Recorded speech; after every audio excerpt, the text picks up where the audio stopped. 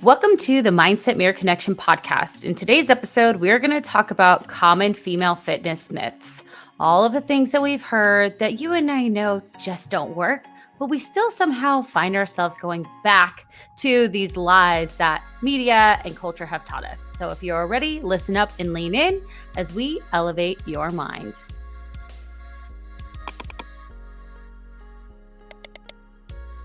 Elevate. Hola.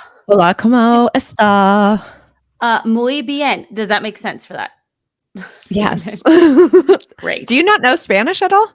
So my dad asks me all the time, ¿Cómo está? And I'll say something. He's like, that doesn't apply. I'm like, well, this is your fault, bro. This is your Steve Jimenez.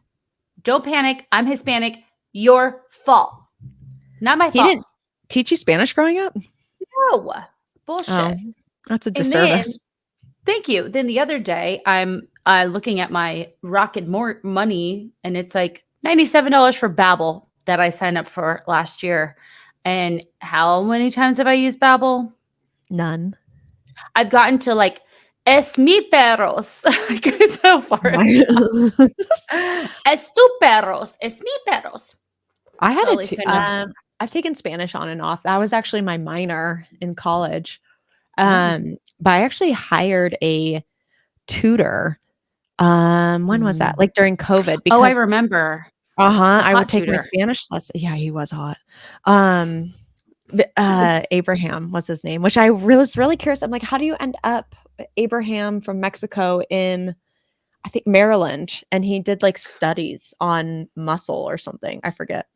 But wow, that was good. Yeah, because I was running into the problem with audiology where I was having like Spanish patients come in and then I would have to pull a staff, and I didn't like that because I was like, well, now I'm pulling them away from doing their job when I need to be able to explain like how a cochlear implant works. So that's why I took the classes, was for work. And then I wasn't in that field anymore. And I was like, I think I don't want to do this anymore. I want to do it. I need to do it. It's worth it. Do it. But well, there's all this other stuff to do. I know. So currently, being on the East Coast, I wake up a little bit later. I slept terribly last night, but I wake up at like 6 instead of 5. 6 East Coast time or 6 Arizona time? East Coast time. Okay. So 3 a.m. Arizona time. Yeah. So I wake up, and because I have all this time, I read I'm doing a menopause, still working on menopause certification because I haven't had time to do it. And then I get up, I go to the gym, or I might do a little bit of work, go to the gym, walk. Like I have a whole morning. I'm almost debating, like, do I just move my clients to the afternoons when I'm in Phoenix? Because it's really nice to have a morning just open to do whatever I want. Anyway. Yep. I figure I need to set some time for the Babbel to try it. Seems hard. It seems like a lot. I need to do this menopause certification, which, okay. Well, actually, speaking of that, hang on. Huberman I was going to listen to it because I was like, I should probably know a little bit more about this. He had a menopause lady on this week for his guest. Dr. Mary Claire Faber? Yeah. She's amazing. I listened to her on Mel Robbins. She's wonderful. I really enjoy her a lot. Here's the thing about the certification that I'm a little bit annoyed about, because obviously certifications cost money, is I'm not learning anything different than I already knew. I'm not learning anything. Like, I'm learning a little bit more on like the physiological things that happen that are out of my scope of practice to fix. So literally, you guys, it really comes down to this. If you're midlife, in this certification, midlife is 40 to 60. Here I am in midlife. I don't feel like I'm in midlife, by the way. I don't. Yeah. I feel like midlife is such a derogatory term too. Well, here we are. I know. This is midlife, right? With my grill still there. I don't know. I need it. Yeah. Anyway. So it comes down to this. Strength train, eat more whole foods, eat less processed foods, focus on your omega-3s. Sometimes omega-3s and omega-6s, but 6s need to be specific. We need to eat high fiber foods. We need to eat protein. We need to drink half our body weight in water. We need to manage our stress.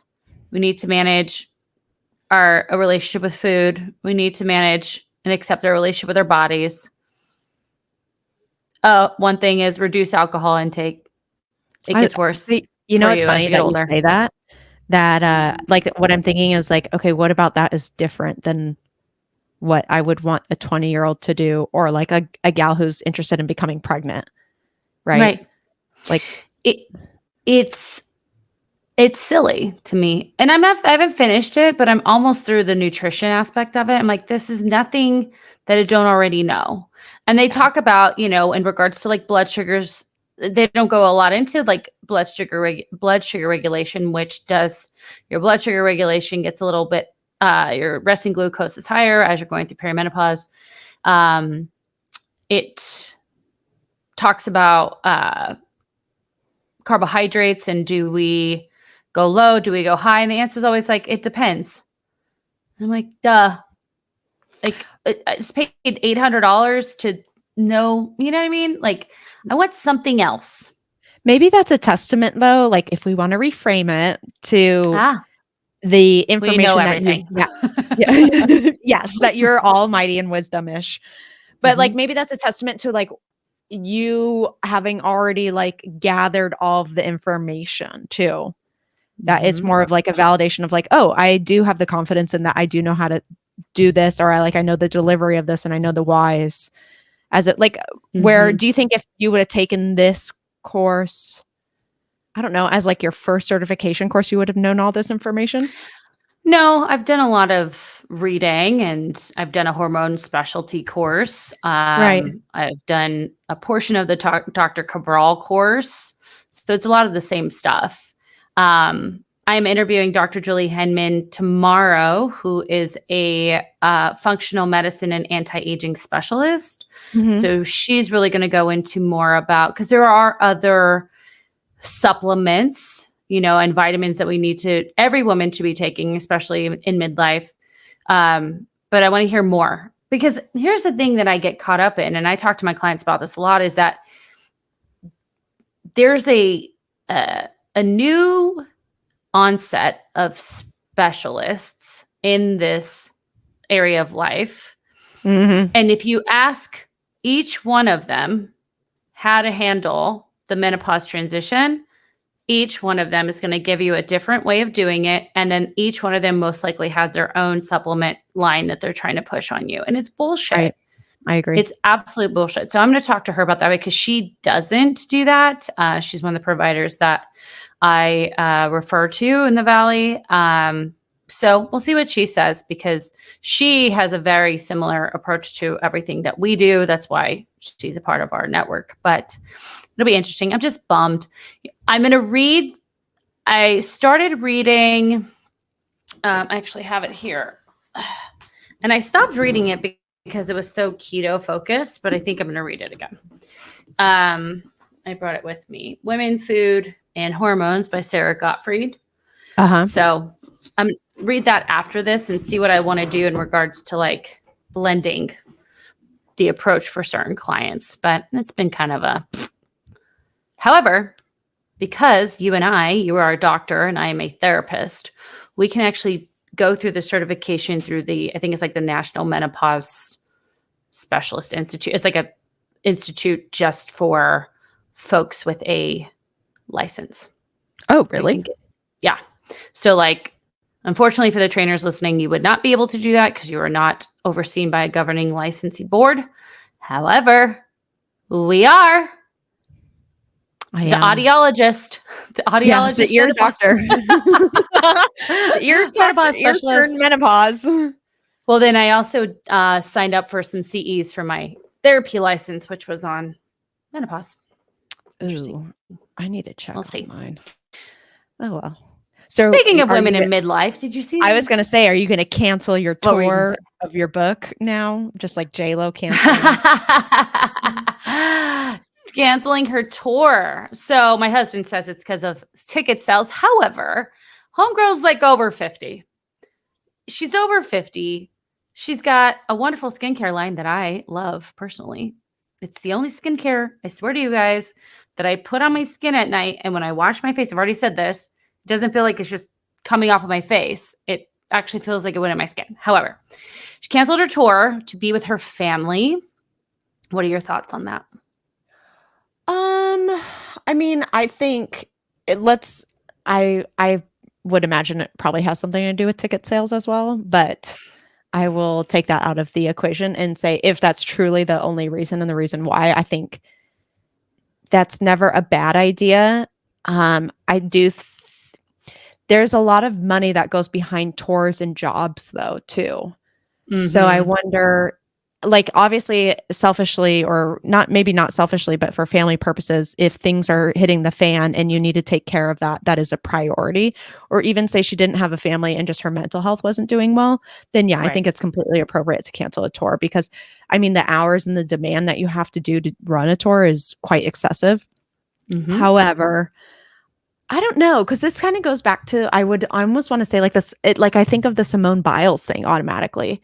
Remember where she was in the Olympics and then she quit and everybody was like, what the, like, you can't quit. You're in the Olympics. Like, you just got to tough through it. And she was literally like, I mentally cannot tough through this.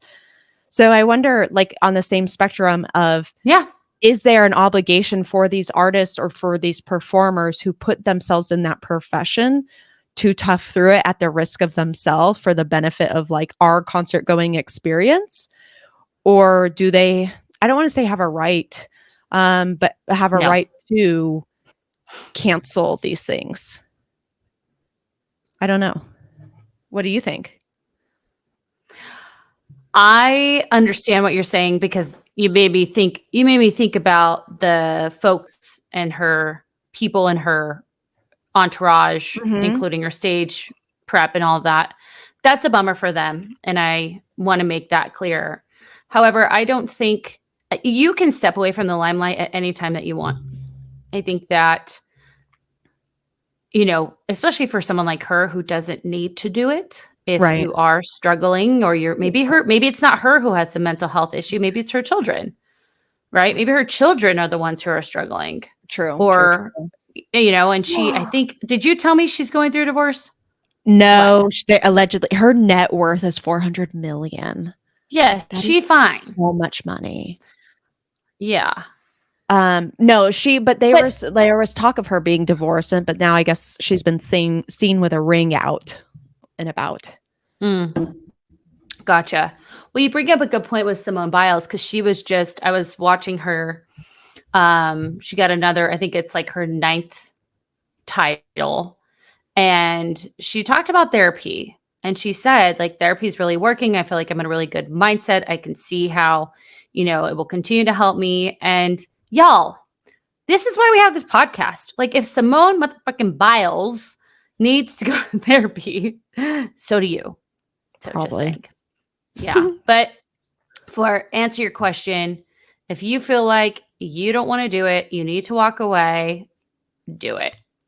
It goes back to toxic resilience, baby. It's so funny. As soon as I said that, does she have a right to quit, or either of them? I thought of like my own experience when I was going through some stuff in another state. And I pretty much just literally upped and quit that job. And it was like, at that point in my life too, it was like, everything was such a mess that quitting, it was scary to do, but it was like, I can't even do this. Like, there was no going the next day. So again, if that's how they feel, like, there is no tour, like concert that I can put on the next day. And then also, like, you have to, when you put on a concert, like, people expect it to be like, think of the concerts that you've been to where you're like, well, that wasn't that good. Especially because I'm sure her tickets were probably like $200-$300. Like, I almost wonder, it is probably better to walk away at that point and just say, you know what, I'm sorry. Because I think people are more likely to forgive that rather than be like, well, that was a crappy tour. I don't want to go again. Right. And she's a performer. She is a performer. I mean, did you see the Have you Super seen Bowl? her before? No, which is weird. I know. I was telling Mark, when I saw it, when we were at Justin Timberlake, I saw that she was coming, but it was when we would be gone. or when we be here. And so I was like, oh, bummer. I'd like to see that sometime. So, good for her. Whatever the choice. I mean, if it was just ticket sales, that's stupid. But if it really was for the reason she said, then good for her. She's showing women, hey, you can step away. You can take time for your family. You take time for yourself. And, and again, she also has $400 million. So that's not an option for everyone, but it could be an option in a smaller capacity of stepping away, taking time for yourself, taking time for your family. So there's that. But I love her and her skincare line, my Jenny from the block. I used to watch her in Living Color. And I literally was really? Oh, there's a brown girl like me. No, really? We're both not very dark. Yeah, because I was a hip hop dancer and she was a hip hop dancer. I was like, she's amazing. Plus, she's given this. I mean, her body to me, I don't feel like she's done a lot of work on herself. Like her butt's her butt. It's always been there. And, you mean like aesthetically, not internally? Yeah, she's not having BBLs. Yeah. No, she's always had a butt. She has strong arms. She always has like a good physique, but it's still curvy and like she's flat chested, but then has a big butt and then has like nice arms. And, like she's just a fit woman, but not to the extent where it's like unattainable, right? Because obviously hers is also, I mean, it is unattainable because hers is genetics, but I just love that she has that kind of, it's a hard body that's a little bit soft, more curvy, like a regular chick. Do you agree? Or am I being silly? No, you're just girl crushing on Jennifer Lopez. I am. That's true. I just think, I mean, because think about all the other gals out there. I saw something either had a bunch of work on Reddit that how could you deny that she's had plastic surgery because her nose is different or something now? Yeah. Now, well, let her get a nose job. She also has fake teeth. The veneer. Like me. Yeah, I think like I do when we have our backgrounds on. Fake teeth. I would get fake teeth. That would probably be the first thing I'd get. They're just so white. You look like you have fake teeth. I do not have fake teeth. My teeth have cost a lot of money over the years, though. Anyways, the reason I brought up her body is because today we're talking about common female myths, fitness myths that we see out there in the world. And this also has to do with my conversation with Dr. Julie. This has to do with some of the things that have come to my attention recently. I've had some interesting sales calls with people who were like, oh, I just stopped eating. I would, what? Yeah, like she may be our client, so I'm not going to say what happened, but just really extremes on how to become this person and this body that you want. So I thought we'd talk about it today.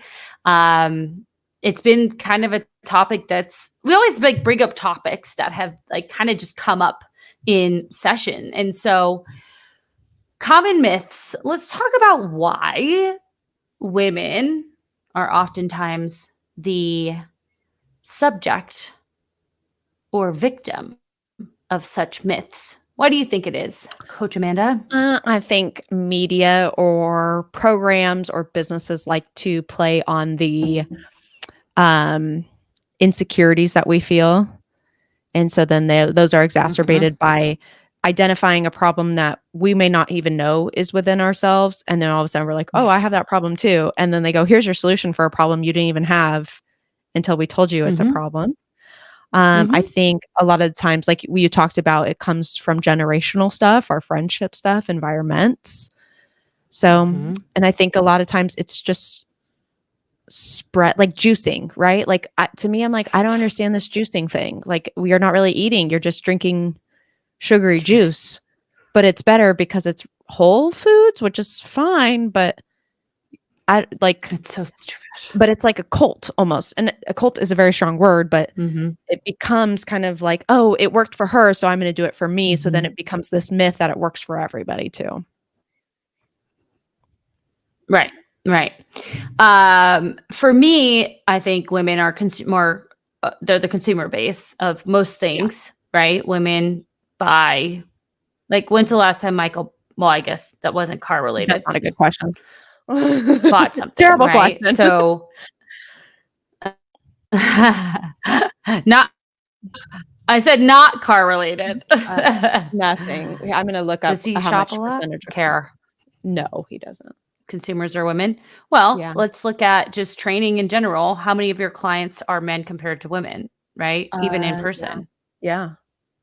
So, my entire, for the first couple of years of my business, it was all women, and I was not necessarily driven towards just women. So, women are the consumers. Women are the ones with the insecurities. Women are the ones who, like you said, we tell them they have the issue. Here's the other thing, and this goes back to the menopause certification, is the symptoms of female-oriented struggles, whether it's going through the menopause transition, Hashimoto's, PCOS, insulin resistance, which could be both male and female. What else? What is mostly female? Obviously, pregnancy, but this may not apply what I'm about to say. But the symptoms are low energy, difficulty with, pain during sex, hair falling out. What else? Belly weight. Belly weight. Not being able to lose weight in a deficit. The symptoms sound very much the same, but the diagnosis is so different. So then we're taking these symptoms that, so lack of sleep could be the reason why, like chronic, like lack of sleep could be the reason why these things are happening. Chronic stress could be the reason why these things are happening. Or I could have a diagnosis of this thing, right? And so we see all this information out there on social media, and then we have these gurus who are like, oh, you need to, I've heard so many things. I had one client who, God, I'm not going to remember it, but you talk about the different like insulin resistance programs and, keto versus fat adaptive versus, paleo, like those three things are relatively the same thing. Well, you have also the camps of people who are like, oh, do you have a headache sometimes? Do you have low energy sometimes? Do you have menstrual cramps sometimes? Oh, if you have these things, then you should, eat this palm tree. That's going to help you. Yeah. You know what I mean? Like, there's a palm tree right here. Like, you should eat aloe vera for all meals. And the woman's like, okay, I'll do it because I am tired of having headaches and having cramps and having low energy. So I'm going to try the aloe vera. And it's all bullshit. Reason why it's bullshit is because if we actually look at the evidence, the like evidence-based treatment for or research on eating palm trees, there's none. But it's not palm trees. Right. It's all of these things. And I just had this conversation with a client who she has done testing, and there are things like mold. She's had someone tell her like she struggles with like a parasite struggle and all of this other things. But I was telling her this one instructor, she went through this program, gave her a protocol, and I just said, look, my job here is to support you and make sure that no one's trying to take advantage of you. I'm looking up the research on what she's saying. I'm not finding any to back what she's saying. So I just want you to know that you ultimately are going to make the decision on what you're going to do. And she did. She's going to go through the protocol, but she's going to adjust it in the way that she wants to. And I said, okay. I said, my job is to look at the data on what you do and how you feel. And that's what we do. Now, in this particular client's case, I'm working with her. For other clients, I'd be more in the like coaching position where I would be giving them that feedback. Yeah. But it's I guess that can go to one of the lies here is that a lot of research, you guys, is based out of research on men, and then we apply it to women. And men and women are very different. We talked about Mhm. this in the BMI and body fat when we were doing the questionnaire, right? Mhm. And talking about how, why men, stop drinking a soda and lose all this weight while women stop drinking soda, go on, track their food, do all the workouts, and they don't lose as much weight is because the female body, especially in reproducing females, has a biofeedback, a defense mechanism to ensure that the body is safe for pregnancy, right? Right. And that body is going to look a lot different than it's completely different than a man's body, but we're researching things like intermittent fasting, we're researching keto, we're researching this fat adapted person, we're researching, I mean, everything, a lot of these things are based in research on men. Now there are stipulations, or there's more of a push to do more research on women, specifically for women. But a lot of the stuff that women try, they're doing, they might see it on TV like, oh, keto helps with X. And they're like, oh, great, even though the research was on men. Right. What is your experience with that? I interrupt this episode to bring to you our June discount on our one-to-one coaching program. Y'all do not want to miss this. If you are someone who needs accountability, support, someone to hold your hand through this really tough work of rewiring your mind to let go of yo-yo dieting, emotional eating, binge eating, excessive exercise, this is a program for you.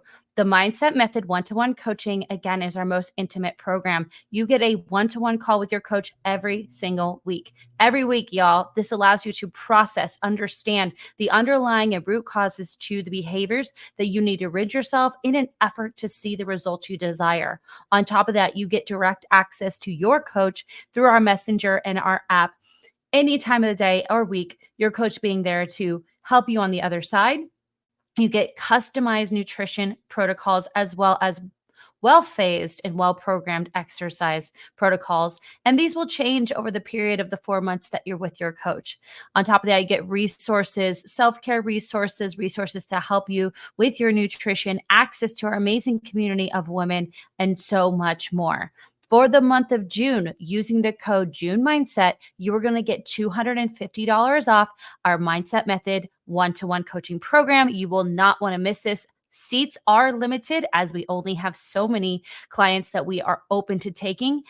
If you are interested, you will want to sign up for a clarity call, the link being below. And in this clarity call, we're both interviewing each other. This program takes a lot of work. You need to be ready, willing, and able to do this work. And so myself and Coach Amanda will decide if you are ready and if you are a good candidate for our program, as well as we hope you decide if we're a good candidate for your coach. And so if you are interested in that, please click the link below. This is only going to be offered to our podcast listeners, so take advantage of it.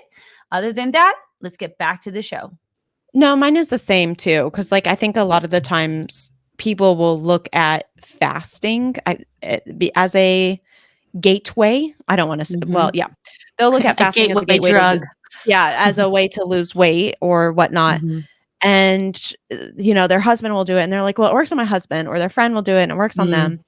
But what I find is like, yes, again, now most of the fasting information has come from studies on men. But when I can even, okay, so I can throw a bunch of studies at people, but they always like to use the antidote still. And just because it's a thought, feeling, or experience for an individual does not mean that thought, feeling, or experience applies to masses. Right. So they like to say, I feel like when people say a positive experience that one person had that they know of, that then it becomes a blanket statement. And fasting is one of them. And then what I try and do is, so similar to you, is like, okay, let's look at the research on that. Like literally Google Scholar or PubMed or something like that. But even on top of that, let's actually get realistic with this. So when we're talking about fasting or even like a keto diet, you're significantly cutting out a portion of either carbs or a meal. And so if you're having low carb, which most women are because carbs are bad and they make you gain fat, as well as fats are fat because fat makes you fat. So when we're doing that, it's like, okay, so fine. But now fasting wise, so we're already maybe eating 1,500 calories a day. You're going to cut out one of those meals. One of those meals is probably 400 to 300 calories. So now you're at 1,100 calories a day. So, and then you're also going to, we'll say 1,200. We'll divide that in two. So we're having 600 calories over 2 meals. And so when I tell them that, like, so realistically, if we fast, we're going to have lunch and dinner, and those each need to be 600 calories at a bare minimum. And then like, oh my gosh, I can't eat that much in a meal. And I'm like, well, that's kind of the point of spreading out meals over time. So we're not just having 1,000 calories for one meal or whatever it is. And so again, research, yes, is skewed, but even researching yourself and driving further of, okay, what does that actually look like to put into practice, I think is often overlooked as well. Yeah. Well, if we look at research too, and I'm reading this from a presentation I did, is that women's bodies have a greater sensitivity to changes in energy balance in general. And so when our bodies are detecting changes in our energy balance, it'll disrupt our hypothalamus pituitary gland axis, which is our whole, puts off our whole hormonal system, right? So not only are we, from a behavioral standpoint of what you're saying, trying to like fit a large amount of food into a small amount of time, there's also so much going on in the background.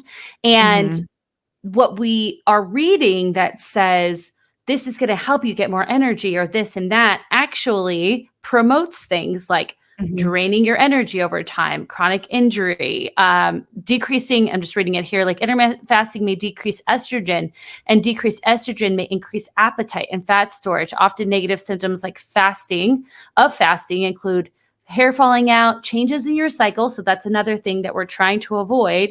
Decreased energy, like I said, and feeling tired and wired at night. So again, we're saying, okay, here's my symptoms.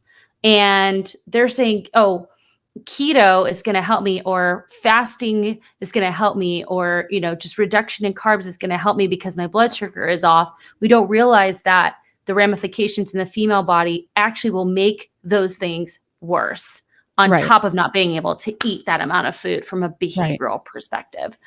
So it's something to think about. And what you guys are going to hear us say in this podcast is really, it's up to you and your body and trusting your body.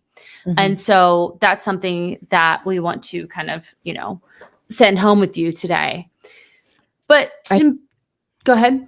I was going to say, I think it's ironic going into like our next points as far as like the lifting heavy will make you bulky.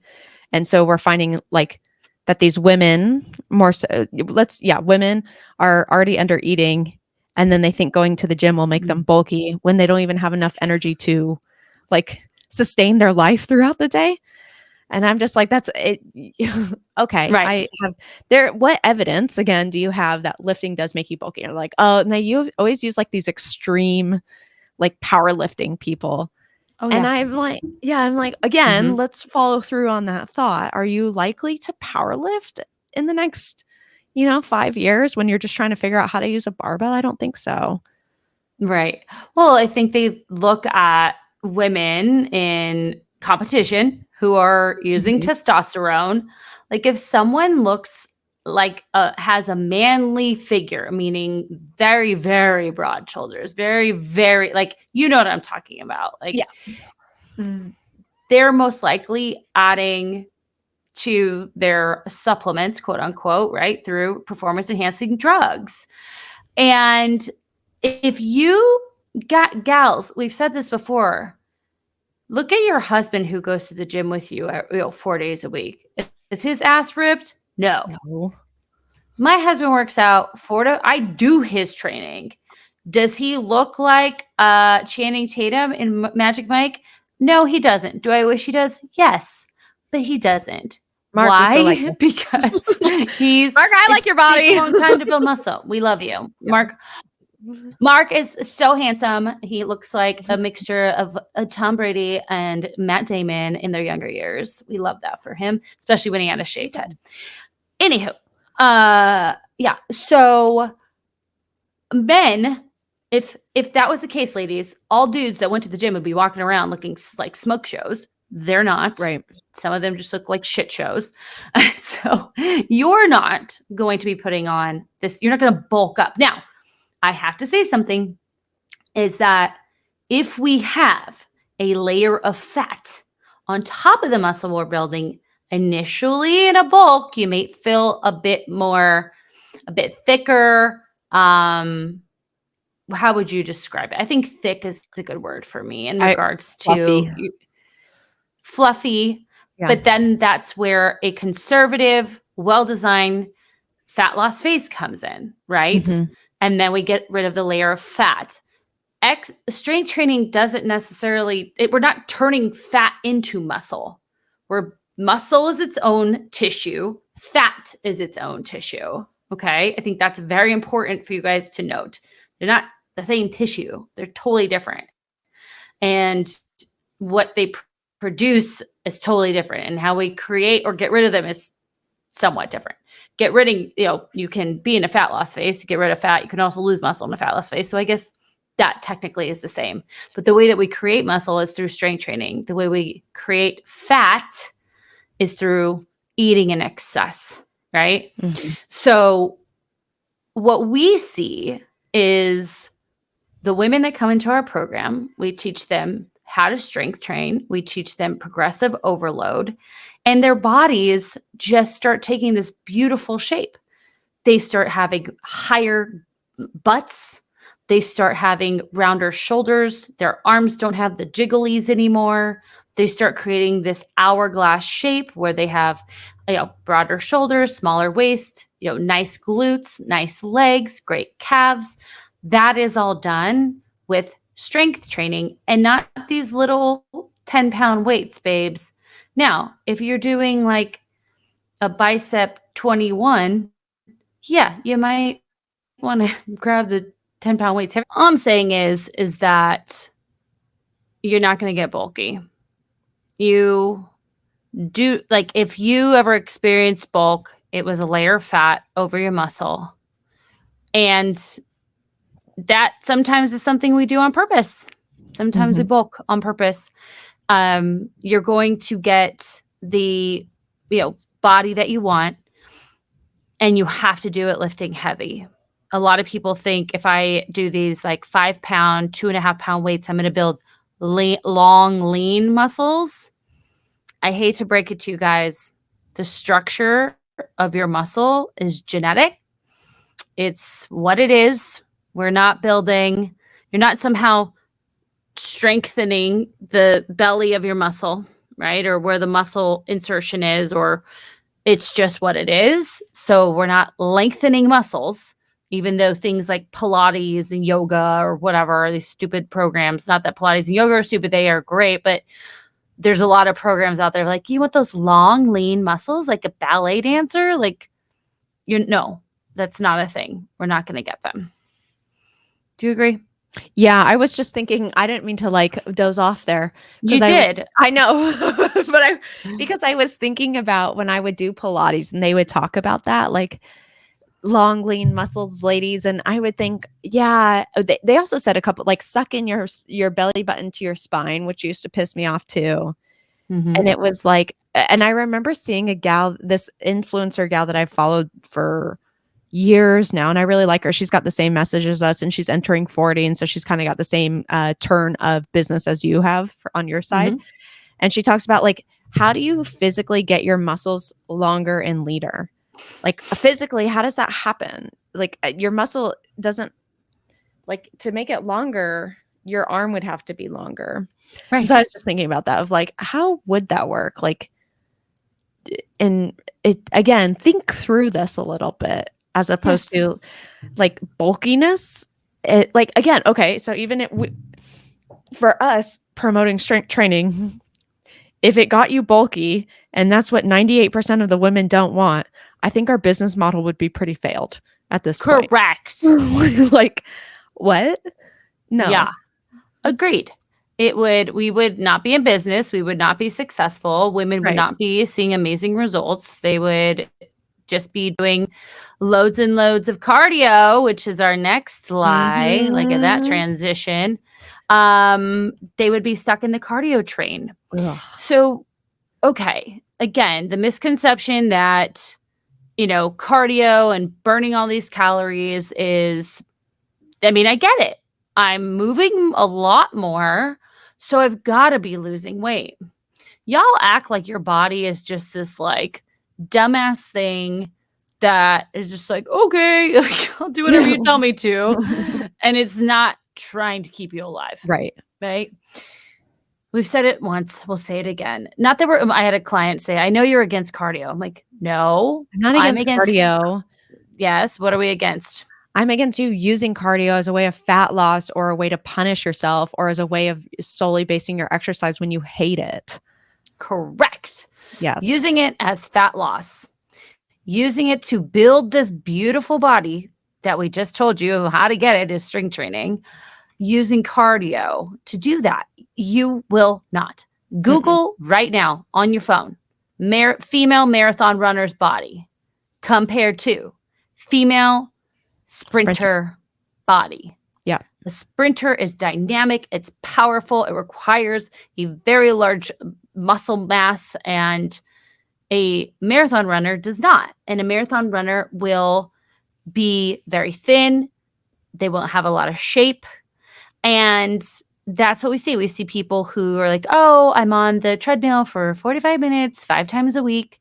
Now, if you want to walk, I do have clients still run. I still have clients that run because they enjoy running.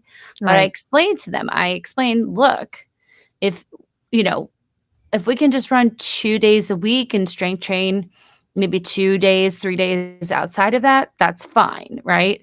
And the runs usually are like fun runs, 20 minutes of that.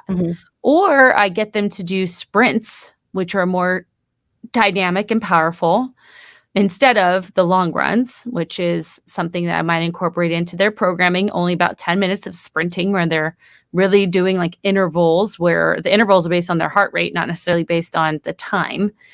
Sometimes I'll do timing if they have a hard time like managing their heart rate, or not managing it, but keeping track of it. Yeah.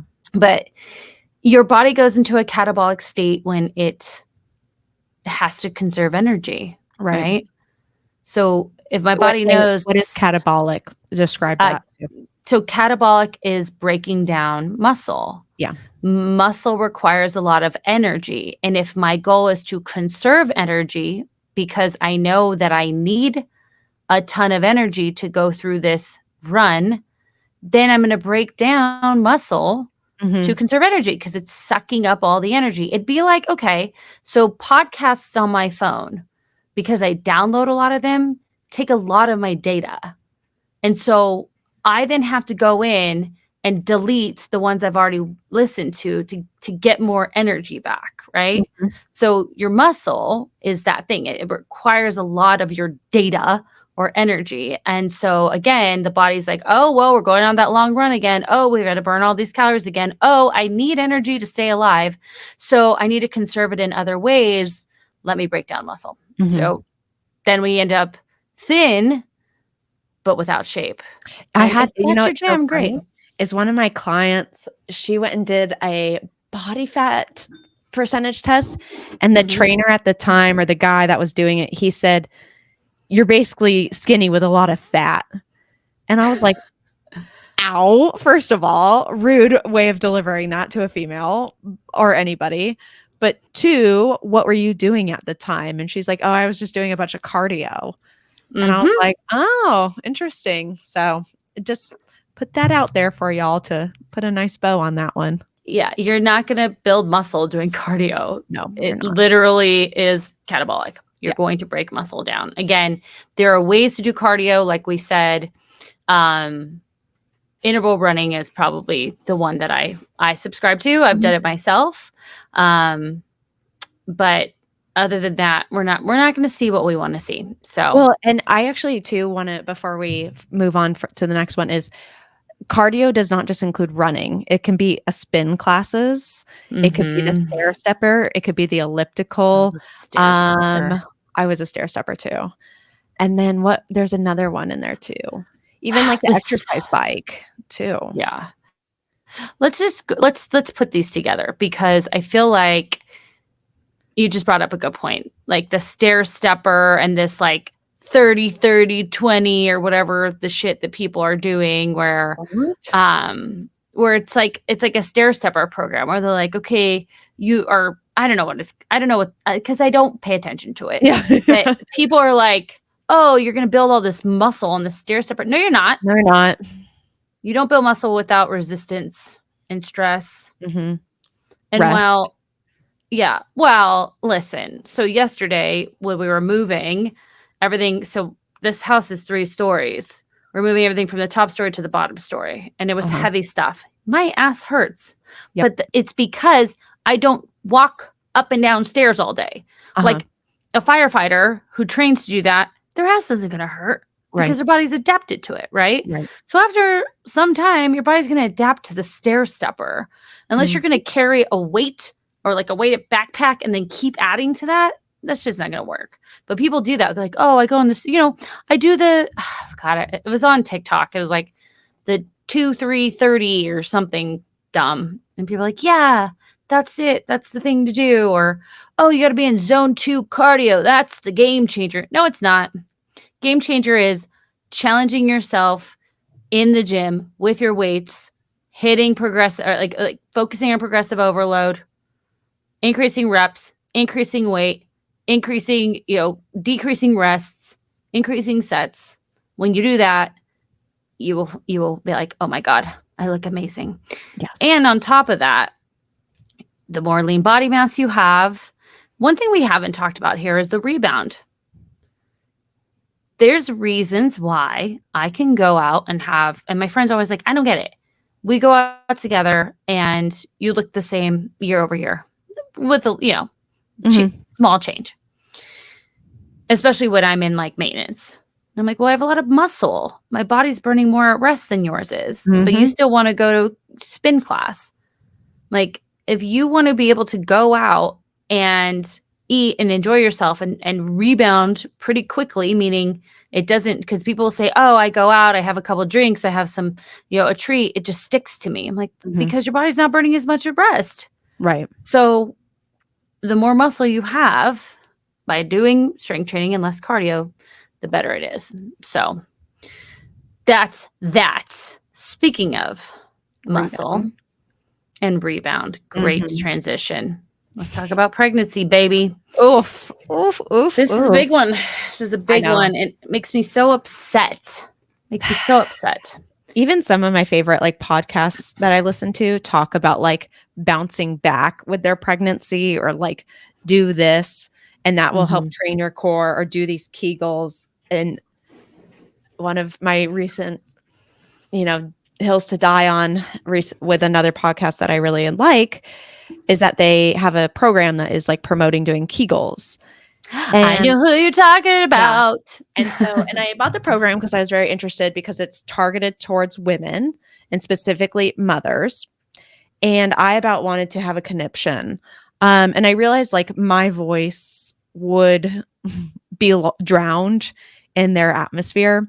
But I want to tell you, like, to promote, do this for a bounce back and it'll take you about 6 weeks is totally discrediting the true experience that, from my perspective, that most women go through. And so when people say like, I would just want to bounce back, I want to go back to how I was before, and I just want to, like, however I need to do that, I will.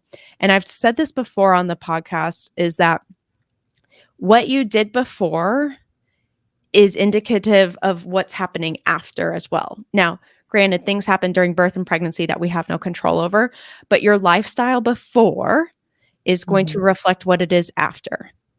Right. And what I mean by that is, if you didn't have a good relationship with yourself, with nutrition before, or with exercise even, or no exercise even, then all of a sudden expecting that to bounce back post baby being born is unrealistic. And you're setting yourself up for this like failure that wasn't even obtainable.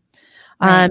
And so to say like, and there's a lot of like, because I see it on my Instagram, of course, of like, this is what I did to get my body back. And it's, your uterus literally has to shrink back to its size.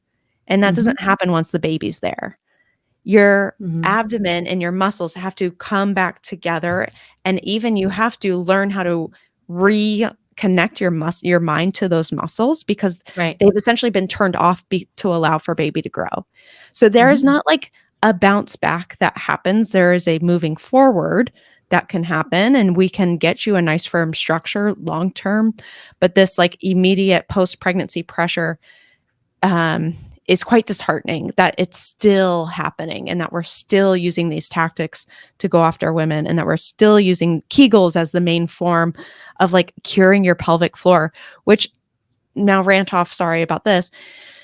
If you are lifting, if you work out more so, more likely than not, you probably already have a tighter pelvic floor, and doing Kegels is going to exacerbate that.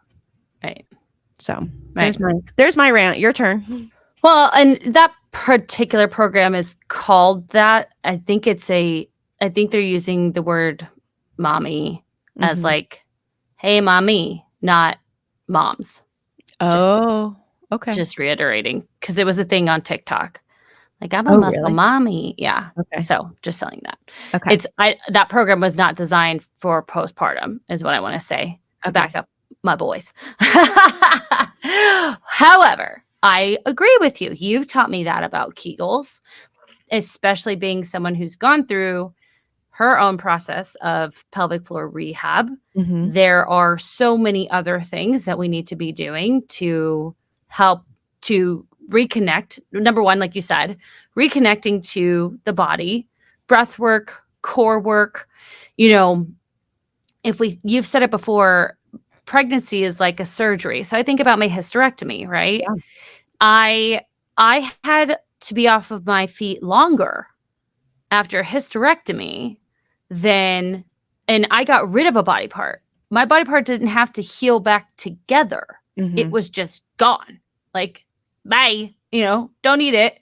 It was gone. So yes, obviously I understand why I had to have that time, but like, your body, and we're just talking about the physiological, what Coach Amanda is talking about is, the abdomen coming back together. We hadn't even touched on the hormones. Oh, no, we didn't. We have not even touched on hormones. No. We haven't touched on breastfeeding. We haven't touched on any of that. And if you guys are watching, or you're on social media and you see, I think of the one girl, I actually really love her. Body by Bree Fitness, I think it's called. She has a really good message. However, after her fourth baby, she very much said, this is what I did. Now, if you read her message, she's very much like, I also, like you're saying, did strength trained up until this date. And I did, but if you're just looking at that, and again, this is nothing against her because I love her, and you're just like a mom who's stressed, you haven't gotten a lot of sleep, you feel terrible in your body, and you're just looking at her like, well, I want to be like her, right? And so we're not even discussing though, like that's the physiological. There's the psychological of watching things, seeing celebrities who you guys don't even know if they came to term with their baby, or did they have a cesarean scheduled early so they didn't gain the entire body weight. That's and allegedly Beyonce faked one of her pregnancies. Oh yeah. So I mean, like, there's that. I don't know if that's true, but I mean, there was an awesome show, and I don't know what happened to it. It was about this PR agent, and she, like, it exposed so much in regards to like publicists. It was really awesome. Yeah.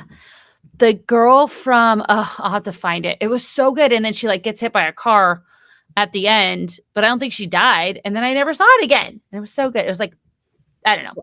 Is it called Black? Yes. Okay. Yes. You've got to watch it. It's so good. But they do that where the person is not even carrying the baby, right? Yeah. Or they get like a mommy makeover in the room, you know?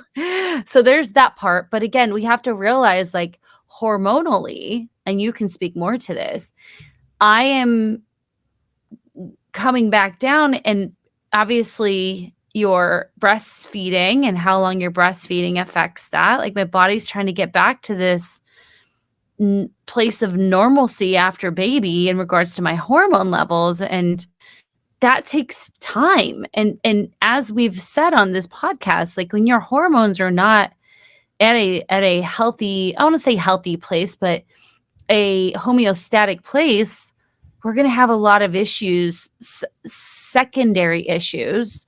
Like, and also we have a newborn baby, so we have lack of sleep, right? Low energy. We're feeding a baby, so there's, that part of it.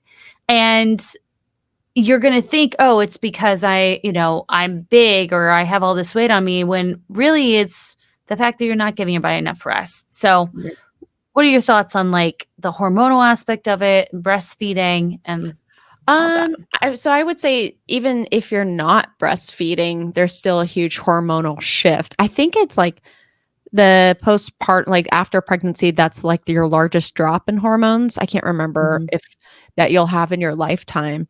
So you also have to remember, like your hormones change throughout your cycle without pregnancy. Then with pregnancy, your hormones are changing to adapt to a growing baby. Then afterwards, your hormones are changing to figure out like, okay, what do I do with all this information when the baby's not there anymore? And then on top of that, I think when we think of hormones, what influences them is your nutrition, like you touched on, your movement practices, like you're touched on, your stress, your sleep, and then also your relationships too. So like, okay, you could be saying, yes, I know my hormones are going to change, but if I'm not, your sleep, there's only so much you can do. But then if I'm adding these stressors of like, now my relationship is completely changing, right? Because you and your significant other that are doing this, or even maybe you're a single parent, that's a lot of stress on the hormones. And then we're trying to work it out to get back to a place that we weren't really happy with, if we were honest beforehand. Right. And so it's a vicious cycle. Well, when we think about certain like socioeconomic issues, you only have so much time, if maybe no time for time off, right? So then we might be having to go back to work. That's another stress, right? There's just so much to it, guys. And you do not have to there's no such thing as getting your baby body back, like pre-baby body back. No. It no longer exists. And that's a great thing. There are so many women out there that cannot conceive children that would love to have the little baby pooch and all the things because they can't have it, and it's a matter of acceptance. It's a matter of, as you've talked here, if you can, planning for it to make sure you're going into it as healthy as possible, having a strength training routine, not because of aesthetics, but because it helps to reduce things like preeclampsia, right? It helps to reduce, I just posted, I don't know her name. I always repost her stuff. She's on BioLane. She's one of the coaches with Lane Norton. She always says postpartum information, but she was talking about how strength training and lifting heavy, that people always like, you're putting so much stress on the baby, when actually there is so much research that shows that there's so many positive things that come out of that. So just listen to your body. Listen to your body. Your body is something is going to always communicate with you. You just have to be able to listen to it.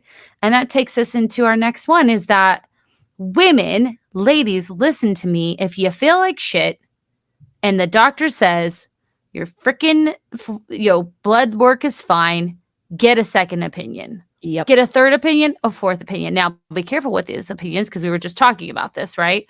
But I've had so many clients just feel terrible. And I've had this happen to me. I've talked about this.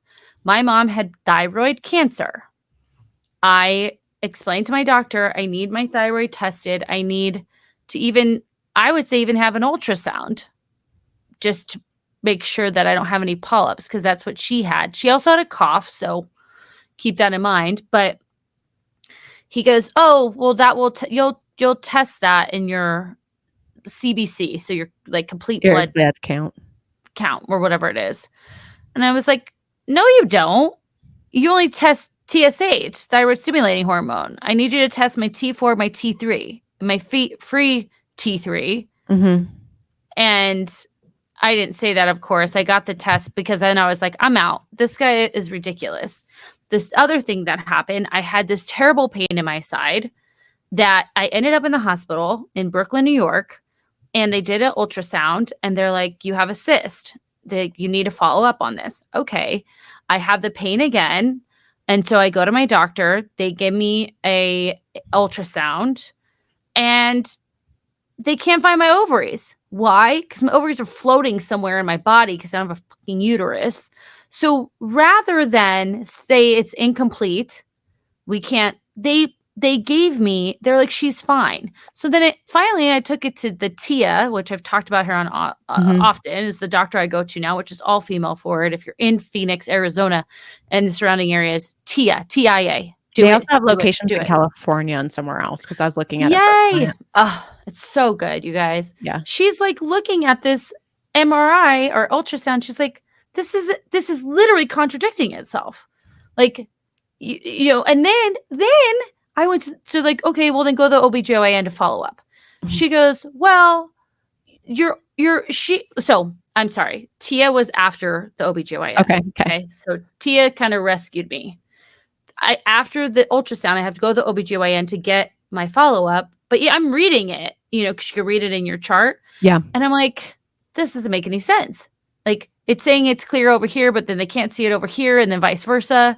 And she goes, well, it was fine.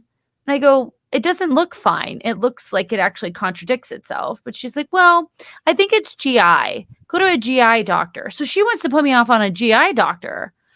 And then she goes, well, if he doesn't say anything, then we'll get you an MRI. I'm like, no, dummy.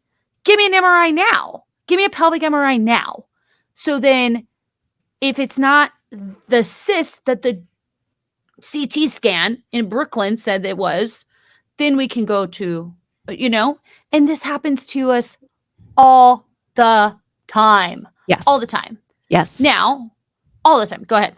I had a client actually this past week. She's in her 50s and she's in great shape, phenomenal.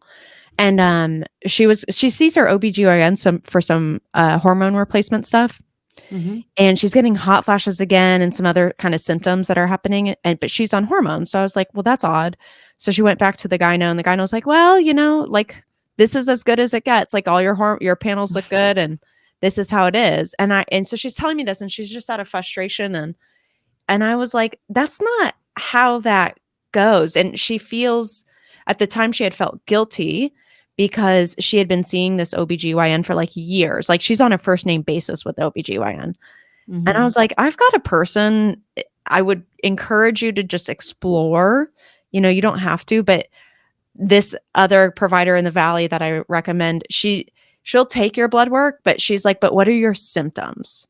Mm-hmm. And I want to know that. And let's see if we can treat those. Like if you want to get blood work, great, let's get blood work. But if you don't want to get blood work, I'm still going to have the same thing because if it's normal, you still are having this problem. Correct. So like for you, okay, so your pain so even if your CT or MRI or whatever it was clear of the cyst and they had done it all well, the expectation should be, well, this chick still has pain. Mm-hmm. What do we need to do instead of telling her, well, everything looks great? Because it's like, okay, well, and I hear that a lot from my clients is like, they said it was fine. Like they said it was okay that I haven't had my period yet. And I'm like, no, that's not okay. Like we need to find, and I get it because it's exhausting. And if you have a family, you have kids, you're working, like to go and find another person and to establish new care and to repeat your story again for the fifth, fourth. I mean, how many times did you repeat that freaking story? Oh, to like 7 times. Yeah. And it gets exhausting and it's old. And it's like, can you just look at my chart? But the chart doesn't really explain the story. I get it. I get that it's frustrating. But I promise you, once you find, like you found Tia, or my other client went to this other naturopath in the Valley, or for me and my experience, once I went to somebody new that was like, no, I believe you and I'm going to try a different approach, you're just like, oh, thank God. And then you start to feel better and you're like, okay. And you're going to start believing that I am better. And then now I'm going to work with this person because they are there to actually help me rather than be like, I don't know, it looks good. Like that's such a degrading or what's this? Like almost like off-putting, like a shutdown almost. Yeah. It's like minimizing it. Yes. Yeah. And this is where it can get a little bit muddy, right? Because we're really trying to find answers. And I think of my client that I was talking about in the beginning, where she just wants answers. For me, she is going through the menopause transition, and we've talked about her options. Yeah. And that's where a lot of these camps can be great snake oil salesmen, because they believe you, right? And some of them are great. Like, some of them actually, like, I've done this. I've seen it work with other people. We can try it on you. But again, you can have the same symptoms, the same blood work, and 5 different answers on how to handle it. And that's why, you guys, the myth here is your body is the truth. Right. And your body is the truth. And it's going to take time, because you're going to have to try different things. You're going to have to try, balancing your carbohydrates, maybe if you have things like blood sugar issues or insulin resistance, and figuring out what works specific to you. You're going to have to try, adding in a supplement plan, or eating more foods that are going to help you. Like we talked about omega-3s, omega-6s, think of things of, how can I increase magnesium, vitamin D, vitamin B12, doing that over time, seeing how I feel, kind of taking inventory. My business coach says it takes until it takes. Like, it takes until it takes with your body too. Like, you have to test, assess, and then it'll take once it takes. And that can be off-putting, especially I think of my client who she's not getting a lot of sleep, which then puts her in a bad mood, which then increases her likelihood to like reach for the indulgent foods. And then that's going to cause this whole set of, issues, right? So now we're gaining weight. So then, it just kind of turns into this cycle. But trust your body. Listen to it. I ended up at Tia. It's funny because my issues resolved themselves. So it probably was a cyst. I haven't had an issue in quite some time. It was getting so bad. And my client, Danielle, actually had the same exact thing. The funny thing about Danielle and I is, no, she doesn't. She had an ACL, but in the same part of my body, I have a tear in my labrum in my hip, which also felt very similar as the cyst in my ovary. Right. And so it's kind of like, and she had the same thing. She had this terrible back pain. It radiates all the way through my back. And it's funny because when I had the labral tear, it felt that way. When I had the cyst, it felt that way. So I told her I would just get an MRI and, see what they say, and end up being a cyst, and so listen to your body. And, in an effort to do that, we've got to make sure that we are taking time to actually sit and be in our bodies, which if you guys have any issue with that, listen to our other podcasts. All right. So we've talked about lifting heavy, make you bulky, research misconceptions, cardio is king, post-pregnancy pressures, trusting the doctor over your body. We've touched on this. Exercise equals fat loss. So do we want to add anything to that? Only that exercise does not equal fat loss. Right. I love when my clients are like, well, I'm going to move more. And I'm like, well, you're not tracking, or your food sucks. So why don't we start with our food? Right. Like, again, planned exercise only equates to about 5 to 10% of the total calories burned. Cutting out foods. Yes. Cutting out foods altogether. This one, unless you have something like a gluten allergy or you're lactose intolerant, there is no need for you to cut out food groups, because A, you need them. You need them for energy. I always think of carbs. And B, it's not sustainable. Ladies, you don't have to cut out sugar. Like, I can have that fruit. It has sugar in it. What? You can't have fruit? I know. Like, come on. I saw this person on Reddit the other day. They had posted like, hey, I just moved to Phoenix and I don't have any seed oils. Do you know any restaurants that like practice not having any seed oils? And and they were also like, no gluten and sugar too, like something else and something else. And I just thought, okay, what a terrible life. Yeah. I thought that. I was like, wow, how long is that going to last? Because, so I get it. Like, there's a whole controversy around seed oils right now. We don't want to exactly be having canola oil on everything, but you're not going to go out to eat to certain restaurants because they're potentially using seed oils. Like, okay, but then you're not going to go because of gluten stuff. Like, okay, so you just don't go out. Just don't, because that's really when we're cutting out these major food groups, that is the road you're leading down. So like, for example, keto, it's like, then just don't go anywhere, because you are only going to get steak or chicken thighs or something like that. And you might as well just make that at home, because part of dining or, experiencing food is enjoying it with others or trying new things and doing something that is sustainable. So like, for example, the keto person goes to Italy. Like, what are you going to do?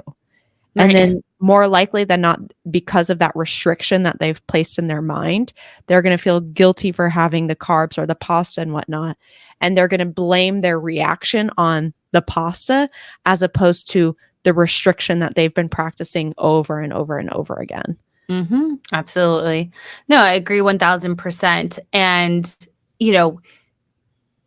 we just think about life, and we've talked about it before. You're going into this very orthorexic mindset at that point, where I can't go out to eat. I can't have the things. You know what's funny? I see this in people who have an eating disorder diagnosis that they claim that they're in recovery for, but they'll latch onto these ideas of around like seed oils, no sugar, gluten-free, dairy-free, because what is it doing? It's a socially accepted and praised form of restriction, right? So there's that piece. That's amazing. Yeah. Oh, it happens all the time. And then on the other side, it's all you're doing is getting yourself into that all or nothing thinking. You have, I say this word, we're going to do a podcast on false confidence. Here, I'll add it to the list. You had it, girl. False confidence, you guys, is the psychological idea that you can confidently do something that you know you can't do. But you and your brain have made up this story and this narrative that it's going to happen for you, that you're not going to eat any carbs when your ass loves carbs. You love carbs. You fucking eat tortillas every single day, or tortilla chips, and now you're not going to eat them? Tell me how you have the confidence and the experience and the proof that you're able to do that. You don't. You don't. And then you feel like a failure when you don't do it. And we start another new, restrictive diet. Oh, I can't do carbs, so I just won't do fat. Or I can't do fat, so I just won't do sugars. And it's like, just eat the food. Just eat the food. Do it in a way, if you want to lose weight, you've got to figure out, go back to the sustainable eating that we've talked about, the quadrant, figure out those foods that work best for you. You can, increase things that are going to keep you fuller longer, right? So rather than eating the fast burning carbohydrates, why don't we focus on high fiber carbohydrates, right? Whole wheats, veggies, fruits, right? Those are your body's going to take a longer time to break them down, right? Yeah. We're going to have more protein. If we have protein with our meals, it's going to sustain us longer, and we're going to feel great, and we're going to be able to eat less, but we're going to be able to eat less calories without eating less. Yes. And we're going to be able to get in all of those nutrients and minerals that carbs, fats, and proteins allow us to do, especially as women. Fats and carbs are incredibly important. Oftentimes we hear people will cut carbs, especially in menopause. This actually can raise cortisol, which when cortisol is high, can have a whole slew of effect on our bodies, including also paring down muscle. When we have our muscles paring down, our metabolism slowing, which is exactly what we don't want to do. So then we're eating less, we're not eating the carbs, we're gaining weight, or at least gaining fat, and then we try to cut even more only to repeat the cycle. So stop doing that. Yeah, one thing I wanted to add, because you kind of touched on it and I thought of it, is last thing, when you're cutting out foods for results, so cutting out these food groups, and you're like, well, last time I did it, I saw results. Like last time I cut out carbs, I lost the weight. So two things on that. Yes, but it obviously wasn't sustainable because now you're trying to do it again, right? And so you gain the weight back. So what did we really learn? And then 2, you lost the weight because you went into a larger calorie deficit. Yep. So it's not the carbs that were causing you to gain weight, it's you eliminating food, whether that was carbs, fat, or protein, that let you lose the weight. So I just Right. wanted to touch on that. I agree 1000%. And if you're doing something, usually you're going to see a quick drop, right? You're going to see this quick drop in weight, which we know when we see a quick drop from not eating carbohydrates. I've said this before. I'm going to say it again. What's the last part of the word? Hydrate. Why? Because when we retain water when we eat carbs. It's not bad water. We need water. We get a lot of the water that we need in our body from foods that we eat. So you're just, when you cut out the carbs, you're not getting, what is it, 3 grams of water per carb that you eat or something like that. Don't quote me. Look it up. We're losing that. So we see this quick fix and we think this is it, but then you're going to plateau. So that comes to our next one is quick fixes are the solution. You just need to find the one that works best for you. Yep. Let's talk about detox teas, juice cleanses, supplements for weight loss. Like the quicker you lose it, the quicker you're going to gain it back, y'all. Yes. You don't understand this. I heard something today. I don't know what I was looking at or reading, but it said the quickest fix is the long-term approach. Yes. And I was like, that's interesting because it's true. It's true. Well, I think we made this point on another episode is that for all the time that you've been doing these quick fixes, and quick fixes can be, the quick fixes can be the smoothie, the fasting, the intermittent fat, or sorry, I already said that, the like diet trends, Weight Watchers and all of that. By the time you would have just worked on the long-term approach, it's the same end amount of time. Yes. Right. But you actually come out with an outcome. Yes. If you not do it starting an outcome later. Yes. It's so true. So true.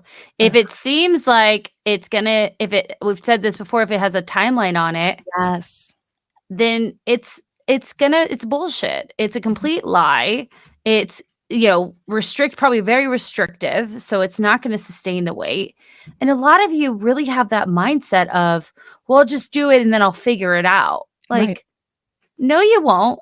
When has that ever worked for you? You know what I mean? Like, tell me when that's worked for you. Right. Prove me wrong that you went on some quick fix and then somehow figured it out. Well, if that's the case, why don't you just figure it out in the first place? Right. Well, and let's put it this way. So you do the quick fix.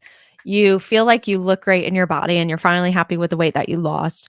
At that point, are you like, okay, now I got to figure it out, because you're not in that like hellscape anymore. You're in the happy place of like, look at me. I lost the weight. Look, like most of the time people aren't looking to improve themselves or their life when things are going fabulous. They're not going, how can I make this even better? Or like really work on these internal values that I seek.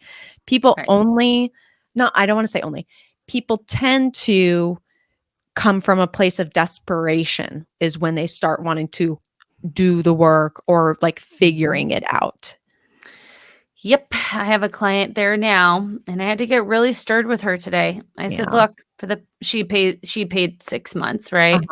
I said, for the past 6 months, I've been telling you the same exact thing every day. Yeah. Every week we check in and you're not doing it. And now you have this trip coming up and you want to lose 10 to 15 pounds. Right. I told her today, I go, if you would have done the things that I told you to do, and you guys realize like what I'm telling her is like, let's just take a weight every day so we can take an average. Yep. Because I need to see if this caloric intake is working. Let's track our food because she wants to see fat loss, and for her, tracking food other than it being intermittent hasn't been an issue psychologically. And let's make sure that we are focusing on progressive overload in our movement, right?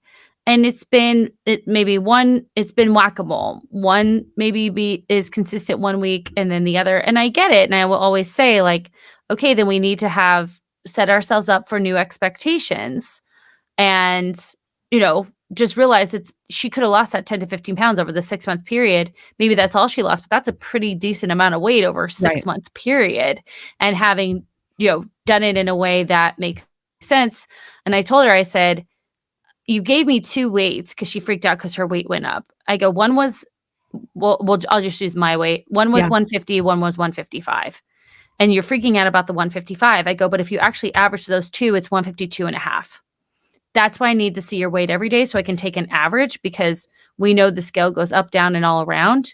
You had alcohol one day, your body at your age just doesn't let go of its water after it drinks alcohol, maybe for a couple of days. So it had a lot of water retention, but you're just looking at that number. But long story short, I told her, I go, no, you're not going to be able to lose 10 to 15 pounds in a month.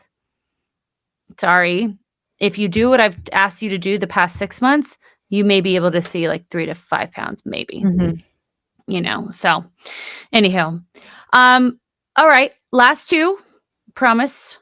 Social media influences. And we've already kind of touched on this, misinformation, unrealistic standards, right? Yes. This is promoted all over the place. Yes. All over the place. The TikTok world is big on semaglutide. Really? Oh yeah. They're just, women will go on lives and be like, look at how look at the weight I lost. And these women will pretend like they're like, are the experts in semaglutide. It's hilarious. It's hilarious. I'm like, just because you lost weight doesn't make you a weight loss expert. You're an injection of a medication expert that isn't teaching anything else beyond how to inject and what. All they talk about is like what to buy, where to get it, how much she used.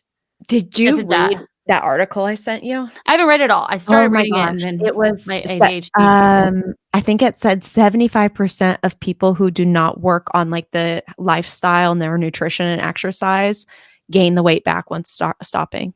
Oh, of course. I was like, wow. I feel like we've been saying this for a long time. Yes, we have. Yes, we have. I need even before. Check it. Yeah, I need to check in with my one client our old client who's on it, to see how she's doing. Because her doctor, and this literally mimicked what I said. You need to keep your fiber high. You need to keep your protein high. We need to be strength training. Like that's what you need to be doing. And for her, she already did the mindset work around binge eating, around people pleasing, around boundary setting. Now it's still something she struggles with, but not as bad. So she has an upper hand in this, but a lot of people aren't doing that. And that is a big issue. On top of, that social media. I mean, even who was the guy who was like carnivore diet, who's now walking back? He's taking steps back. I forget, but I know who you're talking about. Yeah, he's taking steps back saying, oh, yeah, I had all of these issues. Let's see, carnivore diet. I know. I typed in carnivore diet guy, but I know that's very vague. Yeah. And, I follow a lot of my people that I follow are like Lane Norton. I love him. I love his people too. So like Dr. Joey Munoz. There you go. Yes. Yes. He was on Rogan and talked about how he had all of these issues. But if you looked at his content on social media, he has a whole following for that, right? He has a whole following about this carnivore diet. And now he's like, well, I didn't actually have a lot of research on this. I wrote a book, but now I'm having these issues. Like I have 15 years experience in working in food and body obsession. It'll be 15 years. Yeah. Wow. God. At the end of this year. Happy anniversary. Well, I shouldn't say that. I didn't start working in this specialty until like 2012. I started as a therapist in 2009. Internship in 2009. Just in case someone needs a proper timeline. Anyway, so 2012. So we'll say over 10 years for sure. Like I would be able to write a book in this. This guy had not even 2 years experience in using the carnivore diet, and then wrote this book and went on Rogan and talked about it. So yeah, he said, Paul Sanadino quit the carnivore diet due to health issues. His book, Carnivore Code, has inspired thousands of people to start eating the carnivore diet. And it's all social media inspired. Right. all social media inspired. So we've got to, again, if it's too good to be true, let's just set this out there. If it's too good to be true in regards to your diet, exercise, a relationship, what else can we put in there? A job. A job, even though you could get a really badass job. You I've had that can. happen to me. Yeah, that's true. Uh, I don't know, everything. So it's worthy, I an think. email, Yeah. a message where they're A like, Tinder "You just won hookup. $1 million." You're like, Yeah. "Oh, click on it." You know, your whole thing goes off. It's too good to be true. So we need Right. to pay attention to that. All right. Last but not least, Okay. intensity of workouts. Yeah. Blech. Gross. Mhm. I will say though, like people are like, I don't burn a lot of calories strength training. I'm like, well, what are you doing? Because I do. I don't. I burn like sometimes like 300 calories. Well, again, on my stupid watch. So who Right. knows if that's true. How many Sometimes it's 150, you know. Yeah. Right now I'm doing higher volumes, so that's why. Um, or even when I go heavies, I still see a good amount of weight. But anyways, what we're talking about is the extremely intense. So the high intensity interval training for 45 minutes to an hour, barely any rest time, barely any breaks. You're sweating your balls off. You feel like you're going to throw up. You feel like you're going to die. That's not for you. No. That is not for you. You, my dear, are an executive with 2 kids. You've got a relationship. You're just trying to keep afloat right now because your kids are your focus. You have parents who are aging. You have a social life that includes wine. You have a lot of stress on your plate. And then what are you going to do? You're going to go into that class that is an additional stress on your body and expect your body to just be like, yes, please, more stress. No. Well, I think people don't realize that exercise is a stressor on the body. So that's Yes. where that statement that Christina is making is coming from, is that exercise in itself puts your body in a stress state. Sometimes stress is good, sometimes stress is bad. When we're doing this intense workout to burn a ton of calories or to feel the burn or to get the high that you're looking for, most of the reasons aren't advantageous to a lifestyle. Okay. Mm-hmm. If we're being truly honest, you're not going to get what you're thinking out of it. Your body's going to take that as a stressor signal, and it's going to have a reaction as if you were really stressed about a project that you didn't get done. Mm-hmm. Your body doesn't know that that stressor is coming from this exercise. And on top of that, that exercise that you're doing is probably, again, going into that catabolic state. So now it's breaking down the muscle to give you the Mm-hmm. energy to burn these calories too. Mm-hmm. Anything that is high rep, over 20 reps, I would say, some Yep. would say 30, is cardio. It's Mhm. cardio, right? And when you're moving from movement to movement to movement to movement, and we're not focusing, we can only pull so much weight from the ground, right? Because I think Yep. of a lot of these classes where it's all like everything's set out. And I have gone to a really, really cool gym that was group fitness that had a training program. It was sick. And I loved it. I enjoyed it. It was in Chicago. And you literally had a piece of paper every week. You had the same compounds and then maybe some of your accessory, or not even accessory, but like your non-focused movements were, you would change them up. And you might do some like sled drives and things like that, but most of it was pretty much the same. But I don't know a lot of not CrossFit, no. No. F45, no. Orange Theory, no. You're not going to see the same workout within the same month. No. So how are we progressing? Because your heart rate got lower? Well, then that's cardio. Right. You're working on cardiovascular health, and I know that some of these programs have tried to incorporate things like this, but they're not doing it enough, right? We're still in that cardio zone. It's high intensity. And let's just put this, like, if your body's already in a stress state, workout's not going to be a stress reliever.